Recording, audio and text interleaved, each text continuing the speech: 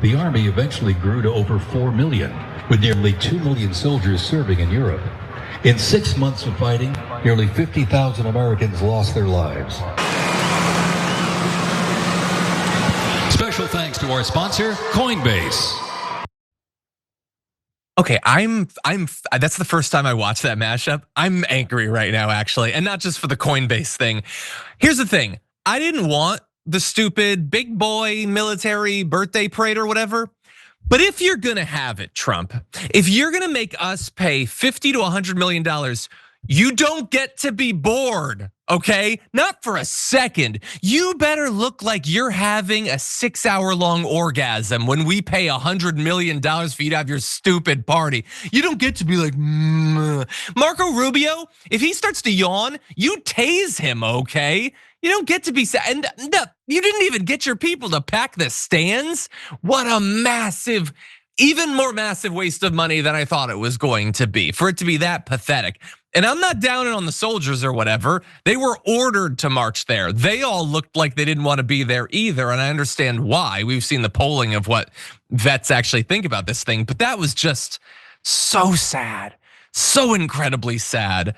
And so there were some people, I guess, some people showed up, as was pointed out earlier, some people showed up with like identification that they wanted to be there for the soldiers, but they weren't interested in Trump. He's kind of glomming on to the soldiers as he has so many times. And it was just like, it was just a small little gathering. They had overflow space set aside. What a waste, it wasn't needed actually.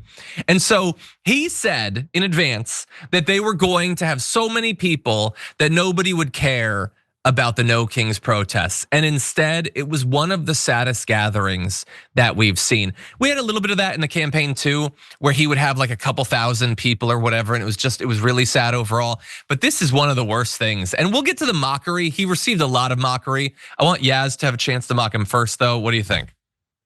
Oh my God, like grow up, Trump. I feel like what was his the 79th birthday? When is it gonna happen? Grow up. And you have to wonder, like, why is he so obsessed with size and these displays of grandeur?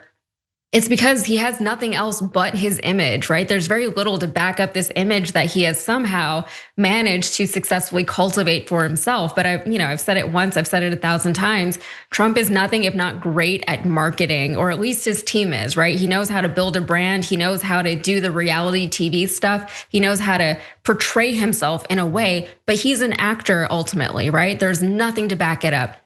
He's not a military man. On the contrary, he's a draft dodger. He made fun of John McCain. He made fun of people who were in the military who didn't win enough, right? This is the worst person, right? And he wants to throw this military parade so that all these people can come and celebrate him. He says it's for the army, but we all know that it's for him. And John, I have to disagree with you. He wasn't bored there. He was angry, right? He was mopey. He was sad. He was embarrassed.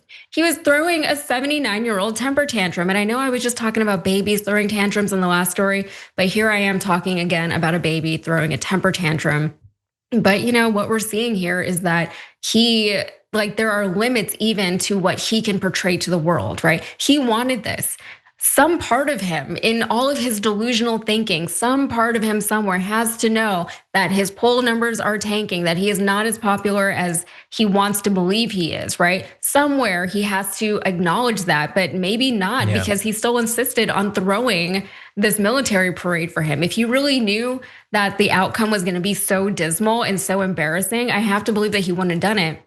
But he did it. That was always an option. That sideways in his thinking.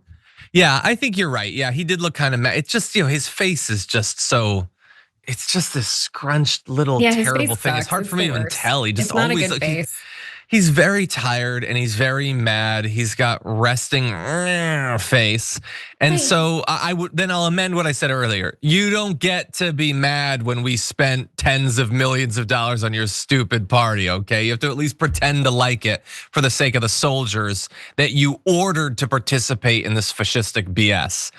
So anyway, the Lincoln Project, they put up some comparisons of the two. Now, obviously the Lincoln Project is not above potentially selectively choosing photos or whatever. Obviously, there were some people at the Trump parade, but it was not a lot. Representative Jack Kimball says, before saying not many people showed up, remember, this was a military parade.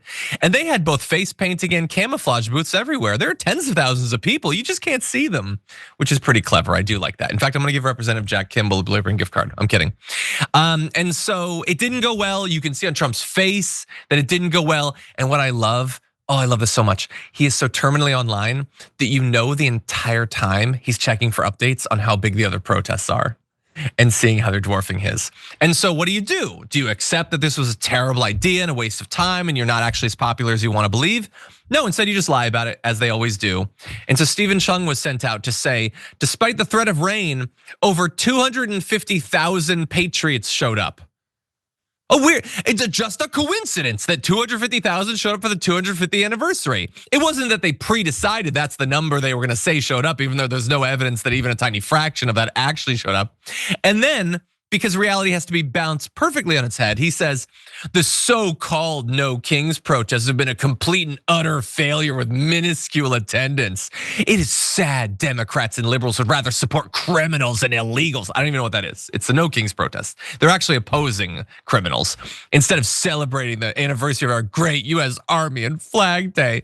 Yeah, it didn't. It was only arguably the biggest series of protests in American history. That's not enough to impress Stephen Chung. He's just so committed to Donald Trump and also the truth.